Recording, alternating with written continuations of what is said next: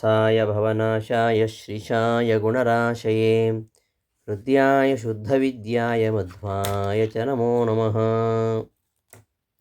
ಆತ್ಮೀಯರೇ, ಕೃತಿವೃತ್ತಿ ವಾಹಿನಿ ಸುಸ್ವಾಗತ. ಆಧ್ಯಾತ್ಮಿಕತೆ ಎಂದರೆ ಕೇವಲ ಅಂಧಶ್ರದ್ಧೆ ಅಲ್ಲ. ಆ ಅಂಧಶ್ರದ್ಧೆ ಆಧ್ಯಾತ್ಮಿಕ ಉನ್ನತಿಗೆ ಮಾರಕವಾಗಿ ಬಿಡುತ್ತೆ. ಭೌತಿಕ ಉನ್ನತಿಗೆ ಹೇಗೋ ಹಾಗೆ ಆಧ್ಯಾತ್ಮಿಕ ಉನ್ನತಿಗೂ ವೈಚಾರಿಕತೆ ಎಂಬುದು ಬೇಕು. ಮುಕ್ತವಾದ ವಿಚಾರ ಸ್ವಾತಂತ್ರ್ಯ ನಮ್ಮ ಭಾರತೀಯರದ್ದೇ ಆದ ಒಂದು ವೈಶಿಷ್ಟ್ಯ. ದೇವರುಗಳಲ್ಲಿ ಶಿವನು ಹೆಚ್ಚೋ ವಿಷ್ಣು ಹೆಚ್ಚೋ ಎಂಬ ಈ ಜಗಳದಿಂದ ಆರಂಭಿಸಿ ದೇವರೇ ಇಲ್ಲ ಅನ್ನುವ ವಾದದವರೆಗೂ ಕೂಡ ನಮ್ಮಲ್ಲಿ ಭಿನ್ನಾಭಿಪ್ರಾಯ ಹಿಂದಿನಿಂದಲೂ ಇದ್ದದುಂಟು. ಈ ಎಲ್ಲ ವಾದ ವಿವಾದಗಳನ್ನು ನಾವು ದರ್ಶನಗಳು ಅಂತ ಗೌರವಿಸುವ ದೃಷ್ಟಿಯನ್ನು ಬೆಳೆಸ್ಕೊಂಡಿದ್ದೇವೆ. ಹೊಸ ಹೊಸ ವಿಚಾರಗಳು, ಕೆಲವೊಮ್ಮೆ ಮತೀಯ ವೈಷಮ್ಯಗಳು, ಇವುಗಳಿಗೆ ಉಗಮಸ್ಥಾನವಾಗಿರುವಂತಹ ವೈಚಾರಿಕತೆಯನ್ನೇ ನಾವು ಸರ್ವನಾಶ ಮಾಡಿ ಅದರ ಗೋರಿಯ ಮೇಲೆ ಯಾಂತ್ರಿಕವಾದ ಜಡವಾದ ಒಂದು ಐಕಮತ್ಯವನ್ನು ಸ್ಥಾಪಿಸುವುದು ಬುದ್ಧಿವಂತಿಕೆನಾ? ಖಂಡಿತ ಅಲ್ಲ. ಅದರಿಂದ ಜನಾಂಗದ ಉನ್ನತಿ ಆದೀತು ಎಂಬ ಭ್ರಮೆ ಅಷ್ಟೇ. ಆದ್ದರಿಂದ ವಿಚಾರವೂ ಬೇಕು, ಭಿನ್ನಾಭಿಪ್ರಾಯಗಳು ಬೇಕು. ಆದರೆ ಎಲ್ಲ ವಿಚಾರಗಳು ಕೂಡ ಸತ್ಯಾನ್ವೇಷಣೆಯಲ್ಲಿ ಸಫಲವಾಗಿದ್ದಾವ ಅನ್ನೋದು ಪ್ರಶ್ನಾರ್ಹ ವಿಷಯ. ಎಲ್ಲ ದಾರಿಗಳು ಒಂದು ನಿರ್ದಿಷ್ಟವಾದ ಪ್ರದೇಶಕ್ಕೆ ತಲುಪಬಹುದು. ಅದೆಲ್ಲ ರಾಜಕೀಯ ಅಥವಾ ಸಾಮಾಜಿಕ ನ್ಯಾಯದೃಷ್ಟಿಯಲ್ಲಿ ಎಲ್ಲ ಮತವು ಎಲ್ಲ ವಿಚಾರವೂ ಸಮ ಅಂತ ಹೇಳ್ಬೋದು. ಆದರೆ ಪಾರಮಾರ್ಥಿಕತೆಯ ಒಂದು ದೃಷ್ಟಿ, ಪಾರಮಾರ್ಥಿಕ ಸಾಧನೆಯ ದೃಷ್ಟಿಯಲ್ಲಿ ನಾವು ಹೊರಟ್ರೆ ಅದು ಬೇರೆ ಬೇರೆಯೇ. ಸತ್ಯದ ಮಾರ್ಗ ಅಷ್ಟು ಸುಲಭ ಅಲ್ಲ. ಎಲ್ಲ ಮತಗಳು ಸತ್ಯದ ವಿರಾಟ್ ರೂಪವನ್ನು ಕಂಡುಕೊಂಡಿದ್ದು ಖಂಡಿತ ಇಲ್ಲ. ಎಷ್ಟೇ ವಿಚಾರ ವೈವಿಧ್ಯವಿರಲಿ, ಸತ್ಯಾನ್ವೇಷಿಯು ಗಲಿಬಿಲಿ ಹೊಂದದೆ ಅದರ ಸಾಕ್ಷಾತ್ಕಾರವನ್ನು ಪಡೆದುಕೊಳ್ತಕ್ಕಂತಹ ಕಾಲ ಒಂದಿತ್ತು. ಈ ಕಲಿಯುಗ ಪ್ರಾರಂಭ ಆದ ಮೇಲೆ ವೇದಾದಿ ಶಾಸ್ತ್ರಗಳಿಗೆ ಶುದ್ಧ ವೈಷ್ಣವ ಧರ್ಮವನ್ನು ಪ್ರತಿಪಾದಿಸ್ತಕ್ಕಂತಹ ಶಕ್ತಿಯೂ ಸ್ವಲ್ಪ ಮಟ್ಟಿಗೆ ಹ್ರಾಸವಾಗ್ತಾ ಬಂತು.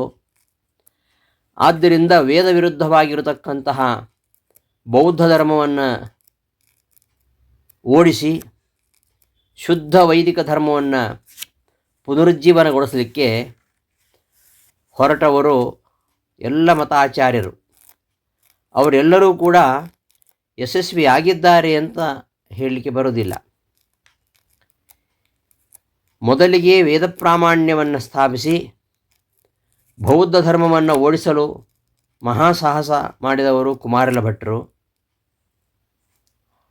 ಅನಂತರ ಬಂದವರು ಶಂಕರಾಚಾರ್ಯರು. ಇವರು ಕುಮಾರಲ ಭಟ್ಟರ ವೇದ ಪ್ರಾಮಾಣ್ಯವನ್ನು ಒಪ್ಪಿದರೂ ಕೂಡ ನಿರೀಶ್ವರವಾದವನ್ನು ಒಪ್ಪಲಿಲ್ಲ. ಭಗವಂತನಿದ್ದಾನೆ, ಇಂದ್ರಾದಿ ದೇವತೆಗಳೆಲ್ಲ ಇದ್ದಾರೆ, ಸ್ವರ್ಗ ನರಕಗಳೆಲ್ಲ ಬೇರೆ ಉಂಟು ಅಂತೆಲ್ಲ ಹೇಳಿದರು. ಆದರೆ ಹಗ್ಗ ಹಾವಾಗಿ ಕಾಣುವಂತೆ ಬ್ರಹ್ಮ ಮಾಯೆ ಪ್ರಭಾವದಿಂದ ಪ್ರಪಂಚವಾಗಿ ಕಾಣ್ತಾನೆ. ಆದ್ದರಿಂದ ಪ್ರಪಂಚ ಅನ್ನೋದು ಪಾರಮಾರ್ಥಿಕ ಅಲ್ಲ.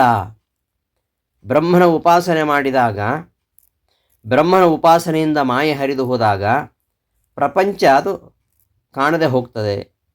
ಆಗ ಚೇತನ ಬ್ರಹ್ಮನೊಂದಿಗೆ ಐಕ್ಯ ಹೊಂತಾನೆ ಎಂಬ ವಿಚಾರವನ್ನು ಇವರು ಪ್ರತಿಪಾದನೆ ಮಾಡಿದರು. ಈ ಅಧ್ಯಾತ್ಮ ವಿಚಾರ ಕ್ಷೇತ್ರದಲ್ಲಿ ಎದುರಾಗ್ತಕ್ಕಂತಹ ಇಂತಹ ಪ್ರಶ್ನೆಗಳಿಗೆ ಸಮರ್ಪಕವಾಗಿರತಕ್ಕಂತಹ, ಸಮಾಧಾನ ನೀಡಬಲ್ಲಂತಹ ವೈದಿಕ ಧರ್ಮದ ಶುದ್ಧವಾಗಿರತಕ್ಕಂತಹ ಮೂಲ ಸ್ವರೂಪ ಯಾವುದು? ಅದನ್ನು ತತ್ವವಾದ ಅಂತ ಕರೆದರು. ಈ ಮೊದಲೇ ಇದ್ದಂತಹ ತತ್ವವಾದವನ್ನು ಬೆಳಕಿಗೆ ತಂದವರು ಶ್ರೀ ಮಧ್ವಾಚಾರ್ಯರು. ವಿಶ್ವದಲ್ಲಿಯೇ ಅತ್ಯಂತ ಪ್ರಾಚೀನವಾದುದು ವೇದವಾಂಗ್ಮಯ. ಭಾರತೀಯ ತತ್ವಜ್ಞಾನ ಹಾಗೂ ಧರ್ಮ ಸಿದ್ಧಾಂತಗಳ ಮೂಲವೆನಿಸಿದ ಉಪನಿಷತ್ತು ಭಾರತದಲ್ಲಿ ಉದಯಿಸಿದ ದರ್ಶನಗಳಿಗೆ ಮೂಲವಾಗಿದೆ. ನಮ್ಮ ಭಾರತ ಭೂಮಿಯು ಅನೇಕ ದರ್ಶನಗಳಿಗೆ ತವರು ಮನೆಯಾಗಿದೆ. ಸಾಂಖ್ಯ, ಯೋಗ, ನ್ಯಾಯ, ವೈಶೇಷಿಕ, ಮೀಮಾಂಸಾ ಹಾಗೂ ವೇದಾಂತ ಎಂಬ 6 ದರ್ಶನಗಳು ಭಿನ್ನ ಭಿನ್ನ ಪ್ರಮೇಯಗಳನ್ನು ಒಳಗೊಂಡಿದ್ದು, ವೈಚಾರಿಕತೆಯ ನಾನಾ ಮುಖಗಳಲ್ಲಿ ಪ್ರವಹಿಸುವ ಈ ದರ್ಶನಗಳಲ್ಲಿ ಆಸಕ್ತಿ ತಳೆಯುವ ವ್ಯಕ್ತಿಗೆ ಇವು ಗೊಂದಲದ ಗೂಡುಗಳಂತೆ ಕಾಣುವುದು ಸಹಜವಾಗಿವೆ. ಎಲ್ಲ ದರ್ಶನಗಳ ಬಗ್ಗೆ ಅಲ್ಪ ಸ್ವಲ್ಪ ತಿಳಿದ, ಯಾವ ಸಿದ್ಧಾಂತದ ಬಗ್ಗೆಯೂ ತಮ್ಮದೆಂಬ ಅಭಿಮಾನವಿಲ್ಲದ, ಎಲ್ಲವನ್ನೂ ಸರ್ವ ಸಮನ್ವಯದ ಅಮಲಿನಿಂದ ಒಂದೇ ತಕ್ಕಡಿಯಲ್ಲಿ ತೂಗುವವರು ಕೆಲವರಾದರೆ, ಹುಟ್ಟಿನಿಂದಲೇ ತಂದೆ ತಾಯಿಗಳಂತೆ ಸಿದ್ಧವಾದ ತನ್ನ ಸಿದ್ಧಾಂತ ಮಾರ್ಗವೇ ಸರಿ, ಉಳಿದದ್ದು ತಪ್ಪು ಎಂದು ತೀರ್ಮಾನಿಸಿ ಪೂರ್ವಗ್ರಹದಿಂದ ಅದಕ್ಕೆ ಜೋತು ಬೀಳುವ ಮೂಢ ನಂಬಿಕೆಯವರು ಇನ್ನು ಕೆಲವರು. ಎಲ್ಲವೂ ಸರಿ ಎನ್ನುವ ಭಾವನೆ ಜನರ ಪ್ರೀತಿಗೆ ಸಾಧನವಾಗಬಹುದಾದರೂ ವಾಸ್ತವವಾಗಲಾರದು. ಯಾವ ಮತವಾದರೇನು ಎಂಬ ದೃಷ್ಟಿ ವೈಚಾರಿಕ ಕ್ಷೇತ್ರಕ್ಕೆ ಉಚಿತವಾದದ್ದಲ್ಲ. ತತ್ವಜ್ಞಾನವನ್ನು ಪಡೆಯುವುದರ ಜೊತೆಗೆ ಸತ್ಯಾಸತ್ಯಗಳನ್ನು ತೂಗಿ ನೋಡುವ ವಿಮರ್ಶಕ ದೃಷ್ಟಿಯನ್ನು ಬೆಳೆಸಿಕೊಳ್ಳಬೇಕೆಂದು ಈಶಾವಾಸ್ಯೋಪನಿಷತ್ತು ನಮ್ಮನ್ನು ಎಚ್ಚರಿಸುತ್ತದೆ. ನಮ್ಮ ಮನಸ್ಸು, ಸಾಕ್ಷಿ ಮತ್ತು ಪಂಚ ಇಂದ್ರಿಯಗಳಿಂದ ದೊರೆಯುವ ಪ್ರತ್ಯಕ್ಷ ಅನುಭವದ ಒಳಗಲ್ಲಿನಿಂದ ತಿಕ್ಕಿ ಶೋಧಿಸಿ ಸತ್ಯವನ್ನು ಅರಿತುಕೊಳ್ಳಬೇಕು.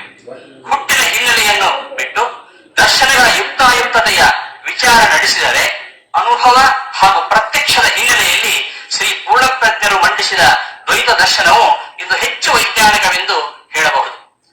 ದ್ವೈತ ದರ್ಶನವು ಪೂರ್ವಗ್ರಹವಿಲ್ಲದ ಸಿದ್ಧಾಂತವಾಗಿದೆ. ಅನಾದಿ ಕಾಲದಿಂದ ಹರಿದು ಬಂದ ವೇದ ಪ್ರಾಮಾಣ್ಯವನ್ನು ತಿರಸ್ಕರಿಸಿದ ಬೌದ್ಧ ದರ್ಶನದಲ್ಲಿ ಅಸಹ್ಯವನ್ನು ತಳೆದಂತಹ ಗೌಡಪಾದರು ಬೌದ್ಧ ದರ್ಶನದ ಪ್ರಧಾನ ತತ್ವಗಳನ್ನ ಆರಿಸಿ ಅವುಗಳಿಗೆ ಹೊಸ ನಾಮಕರಣ ಮಾಡಿದರು. ಅದ್ವೈತ ದರ್ಶನದ ಪ್ರಮುಖ ಪ್ರಮೇಯಗಳನ್ನು ನಿರೂಪಿಸಿ ಕಾರಿಕೆಗಳನ್ನು ಬರೆದರು. ಶಂಕರಾಚಾರ್ಯರಿಗಿಂತ ಮೊದಲೇ ಅದಕ್ಕೊಂದು ಸ್ಥೂಲ ರೂಪವನ್ನ ಕೊಟ್ಟಿದ್ದರು. ತಮ್ಮ ಗುರುಗಳಿಂದ ಅಂತಹ ಶಿಕ್ಷಣವನ್ನು ಪಡೆದ ಶಂಕರಾಚಾರ್ಯರು ಅದರ ಹಿನ್ನೆಲೆಯಲ್ಲಿಯೇ ಅದೇ ದರ್ಶನವನ್ನು ವಿಸ್ತಾರಗೊಳಿಸಿದರು. ಆದರೆ ಶ್ರೀ ಮಧ್ವಾಚಾರ್ಯರು ದ್ವೈತ ದರ್ಶನದಲ್ಲಿ ಬೆಳೆದವರಲ್ಲ. ಅವರ ಗುರುಗಳು ಅಚ್ಯುತ ಪ್ರಜ್ಞರು, ಅದ್ವೈತ ದೀಕ್ಷೆ ಇದ್ದವರು. ಅದ್ವೈತ ಸಿದ್ಧಾಂತವನ್ನೇ ಪಾಠ ಹೇಳಿ ವಿದ್ವಾಂಸರನ್ನಾಗಿಸಿದ್ದರು. ಪೂರ್ಣಪ್ರಜ್ಞರು ಅದ್ವೈತದಲ್ಲಿ ತಲಸ್ಪರ್ಶಿ ಪಾಂಡಿತ್ಯವನ್ನು ಗಳಿಸಿದ್ದರು. ಅವರು ಅದ್ವೈತ ಉಪನ್ಯಾಸವನ್ನು ನಡೆಸಿದರೆ ವಿದ್ವಾಂಸರೇ ತಮಗಿದ್ದ ಸಂಶಯವನ್ನ ಪರಿಹರಿಸಿ ತಲೆದೂಗ್ತಾ ಇದ್ದರು. ಆದರೂ ಶ್ರೀ ಮಧ್ವರು ಸಂಪ್ರದಾಯಕ್ಕೆ ಜೋತು ಬಿದ್ದು ಕಣ್ಣು ಮುಚ್ಚಿಕೊಂಡು ಅದ್ವೈತವನ್ನು ಒಪ್ಪಿಕೊಂಡು ಬರಲಿಲ್ಲ. ಇತಿಹಾಸ ಪುರಾಣಗಳ ಬೆಳಕಿನಲ್ಲಿ ಉಪನಿಷತ್ತಿನ ಆಮೂಲಾಗ್ರ ಸಂಶೋಧನೆಯನ್ನು ಮಾಡಿ ಸಂಪ್ರದಾಯದ ಕನ್ನಡಕ ಹಚ್ಚಿ ನೋಡದೆ ಯುಕ್ತಿಗಳಿಂದ, ಪ್ರಮಾಣಗಳಿಂದ ಉಪನಿಷತ್ತುಗಳನ್ನಾಗಿ ನೋಡಿದವರು. ತನ್ನ ಗುರುಗಳಲ್ಲಿಯೂ ಬೇರೂರಿದ್ದ ಅದ್ವೈತ ಭಾವನೆಯನ್ನು ಶಾಂತವಾಗಿ ವಿಚಾರದ ಹೊರಗಲ್ಲಿಗೆ ಹಚ್ಚಿ ಸಂಪ್ರದಾಯಕ್ಕೆ ಜೋತು ಬೀಳದೆ ಹೊಸ ಒಂದು ಚಿಂತನ ಪದ್ಧತಿಯನ್ನು ಗುರುಗಳಿಗೆ ತೋರಿಸಿಕೊಟ್ಟು ಪಾಠ ಹೇಳಿದ ಗುರುಗಳಿಗೆ ಪಾಠ ಹೇಳಿದವರು. ಹೀಗೆ ಶ್ರೀ ಮಧ್ವರ ದ್ವೈತ ದರ್ಶನ ಪೂರ್ವಾಗ್ರಹವಿಲ್ಲದ ಇತಿಹಾಸ ಪುರಾಣಗಳ ಬೆಳಕಿನಲ್ಲಿ ಅರಳಿದ ಸುಮವಾಗಿದೆ. ಭಾರತೀಯ ದಾರ್ಶನಿಕರಿಗೆ ದ್ವೈತ ದರ್ಶನದ ದಿವ್ಯಾಂಜನದಿಂದ ಹೊಸ ದೃಷ್ಟಿಯನ್ನು ನೀಡಿದ ಶ್ರೀ ಮಧ್ವರು 13ನೇ ಶತಮಾನದಲ್ಲಿ ಕರ್ನಾಟಕದಲ್ಲಿ ವೈಷ್ಣವ ಧರ್ಮಕ್ಕೆ ನಿರ್ದಿಷ್ಟವಾದ ವೇದಾಂತ ಹಿನ್ನೆಲೆಯನ್ನ ಒದಗಿಸಿದವರು. ಇವರ ದ್ವೈತ ದರ್ಶನದ ಪ್ರಮೇಯಗಳು ಹೀಗೆ ಇವೆ. ಹರಿಪರತ, ಶ್ರೀಹರಿಯೇ ಸರ್ವೋತ್ತಮ ತತ್ವ, ಸ್ವತಂತ್ರ ತತ್ವ, ಸರ್ವವ್ಯಾಪ್ತ, ವೇದಗಳಿಂದ ಪ್ರತಿಪಾದ್ಯ, ಹೂವಿನಲ್ಲಿ ಪರಿಮಳವಿರುವಂತೆ, ಅರಳಿಯೊಳಗೆ ಅನನವಿರುವಂತೆ, ಈ ಚರಾಚರಾತ್ಮಕವಾದ ಪ್ರಪಂಚದಲ್ಲಿ ಬ್ರಹ್ಮನೇ ಮೊದಲಾದ ಎಲ್ಲ ಜೀವರುಗಳಲ್ಲಿ ಅವನು ವ್ಯಾಪ್ತನಾಗಿದ್ದಾನೆ. ಅವನು ಅನಂತ ಗುಣಪರಿಪೂರ್ಣ, ದುರ್ಗುಣಗಳಿಂದ ದೂರನಾಗಿದ್ದಾನೆ. ಈ ಜಗತ್ತಿನ ಸೃಷ್ಟಿ, ಸ್ಥಿತಿ, ಲಯ, ನಿಯಮನ, ಜ್ಞಾನ, ಅಜ್ಞಾನ, ಬಂಧ, ಮೋಕ್ಷಗಳು ನಡೆಯುವುದು ಆ ಪರಮಾತ್ಮನಿಂದಲೇ. ಸತ್ಯನೂ ನಿತ್ಯನೂ ಆದ ಭಗವಂತನು ಸೃಷ್ಟಿಸಿದ ಈ ಜಗತ್ತು ಸತ್ಯವೇ ಆಗಿದೆ. ಸ್ವಯಂ ವಿಹಾರ ಇಹಮೇ ಎಂದು ಮಧ್ವಾಚಾರ್ಯರೇ ಹೇಳುವಂತೆ ಈ ಜಗತ್ತು ಭಗವಂತನ ವಿಹಾರ ಭೂಮಿ. ಅವನು ನಿರ್ಮಿಸಿದ ಸಾಧನ ಕ್ಷೇತ್ರ ಇದು ಕೇವಲ ಭ್ರಮೆಯಲ್ಲ. ಜ್ಞಾನ ಬಂದೊಡನೆ ಸ್ವಪ್ನದಂತೆ ಇದು ಕರಗುವುದೂ ಇಲ್ಲ. ಕಾಣುವ ಈ ಜಗತ್ತು ಕಾಣುವುದರಿಂದಲೇ ಸುಳ್ಳು ಎಂದು ಹೇಳುವ ಬೌದ್ಧ ದರ್ಶನವನ್ನಾಗಲಿ, ಜ್ಞಾನ ಗೋಚರವಾದುದರಿಂದಲೇ ಪ್ರಪಂಚ ಸುಳ್ಳು ಎಂದು ಹೇಳುವ ಅದ್ವೈತ ದರ್ಶನವನ್ನಾಗಲಿ, ಭೌತ ಪ್ರಪಂಚದ ಸ್ವರೂಪವನ್ನ ಪರಿಶೀಲನೆ ಮಾಡತಕ್ಕಂತಹ ಇಂದಿನ ಯಾವ ವಿಜ್ಞಾನಿಯೂ ಕೂಡ ಒಪ್ಪಲಾರ. ಪ್ರಪಂಚವು ಸುಳ್ಳಾದರೆ ನಮ್ಮ ಎಲ್ಲ ಆಂತರಿಕ ಬಾಹ್ಯ ಅನುಭವಗಳೇ ಭ್ರಮೆಯಾಗಿ ಬಿಡುತ್ತವೆ. ಸತ್ಯವನ್ನು ಗುರುತಿಸುವ ಆಧಾರವೇ ಬಿದ್ದು ಹೋಗುತ್ತದೆ. ಆದ್ದರಿಂದ ಪ್ರತ್ಯಕ್ಷ ಗೋಚರವಾಗುವ ವಿಷಯವನ್ನು ದ್ವೈತ ದರ್ಶನದಲ್ಲಿ ಶ್ರೀ ಮಧ್ವರು ಅನೇಕ ಪ್ರಕಾರಗಳಿಂದ ಬಹುಮುಖವಾಗಿ ವಿವರಿಸಿದ್ದಾರೆ. ಶ್ರೀಹರಿಯೇ ಸರ್ವೋತ್ತಮನೆಂದ ಮೇಲೆ ಅವನಿಂದ ಉಳಿದವರು ಅವನಿಗಿಂತ ಭಿನ್ನರು ಎಂಬುದು ಸ್ಪಷ್ಟ. ದ್ವೈತ ದರ್ಶನದಲ್ಲಿ ಪಂಚಭೇದಗಳಿವೆ.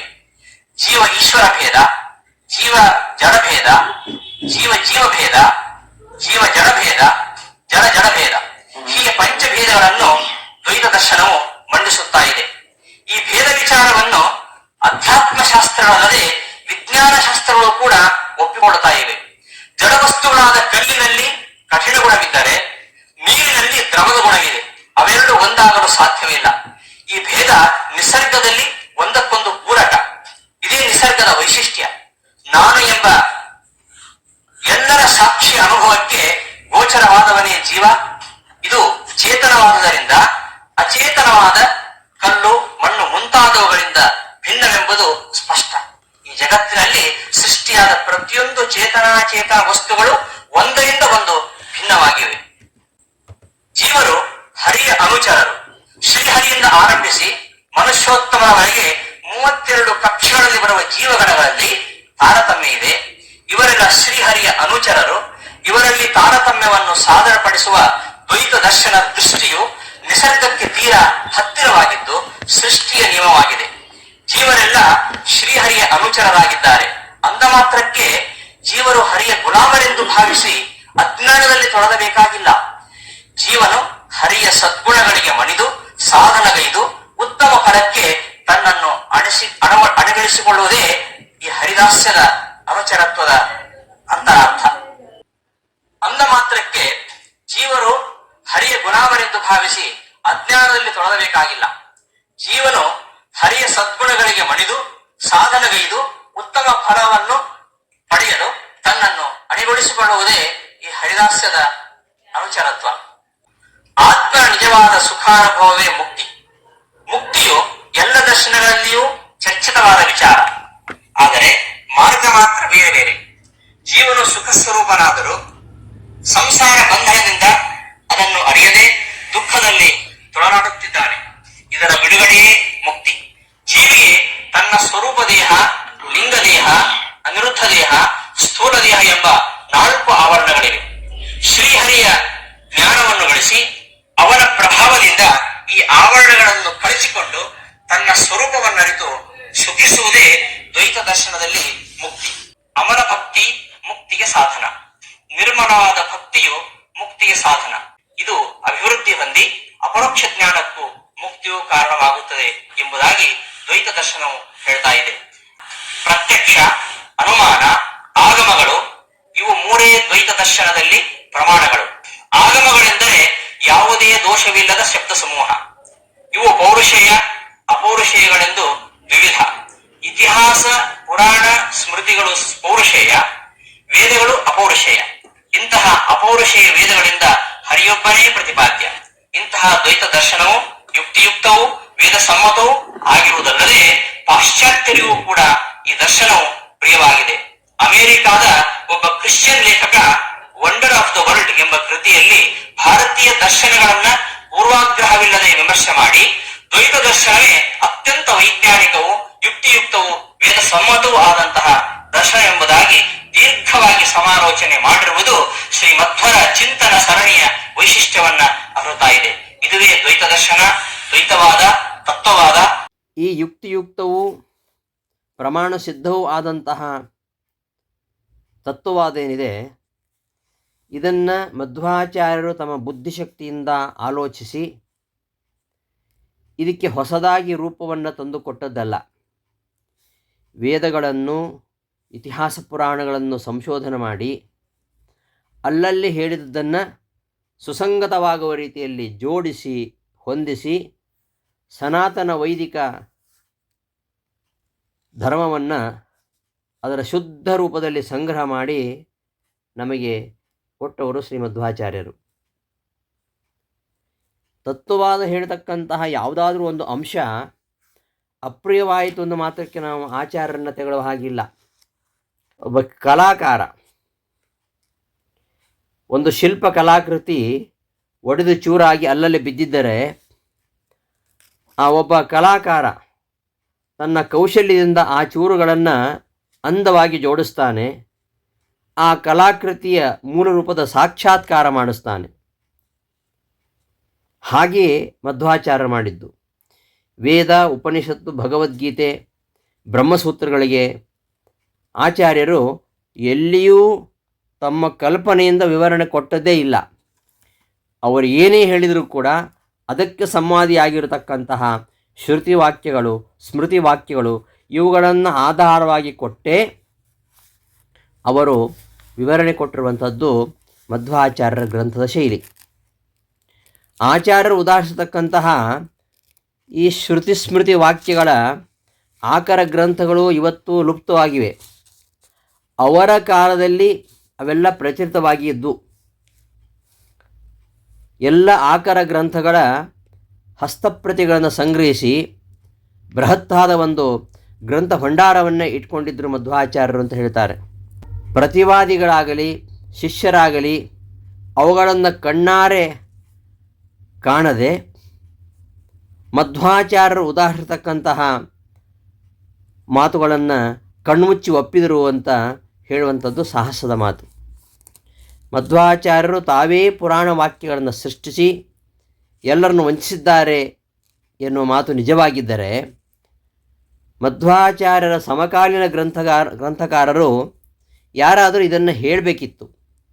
ಮಧ್ವಾಚಾರ್ಯರೊಂದಿಗೆ ಬಹಳ ತೀಕ್ಷ್ಣವಾಗಿ ವಾದ ಮಾಡಿ ಸೋತು ಶಿಷ್ಯತ್ವ ವಹಿಸಿದಂತಹ ಶೋಭನ ಭಟ್ಟರು ಪದ್ಮನಾಭ ತೀರ್ಥರಾಗಿ ತಮ್ಮ ಗ್ರಂಥಗಳಲ್ಲಿ ಆಚಾರ್ಯರು ಸಂಗ್ರಹಿಸಿದ್ದಂತಹ ಅಪ್ರಸಿದ್ಧ ಶ್ರುತಿ ಸ್ಮೃತಿಗಳನ್ನು ನಾಮನಿರ್ದೇಶನ ಮಾಡಿದ್ದನ್ನು ನಾವು ಇವತ್ತು ಕಾಣಬಹುದು. ಹೀಗೆ ಶ್ರೀಮದಾಚಾರ್ಯರ ತತ್ವವಾದ ಅತ್ಯಂತ ಶ್ರೇಷ್ಠವಾಗಿರತಕ್ಕಂತಹ ತತ್ವವಾದ. ಇದು ಪ್ರಾಚೀನ ವೈದಿಕ ಪರಂಪರೆಯಿಂದ ಬಂದಂತಹ ಶುದ್ಧವಾದ ಮತ. ಇದು ಇಂತಹ ಒಂದು ಅಪೂರ್ವವಾಗಿರತಕ್ಕಂತಹ ಕೊಡುಗೆಯನ್ನು 50ಕ್ಕೂ ಹೆಚ್ಚು ಕೃತಿಗಳನ್ನು ರಚನೆ ಮಾಡುವ ಮೂಲಕವಾಗಿ ವೇದಾಂತ ವಾಂಗ್ಮಯವನ್ನು ಶ್ರೀಮಂತಗೊಳಿಸತಕ್ಕಂತಹ ಕೀರ್ತಿ ಮಧ್ವಾಚಾರ್ಯರಿಗೆ ಸಲ್ಲುವಂಥದ್ದು.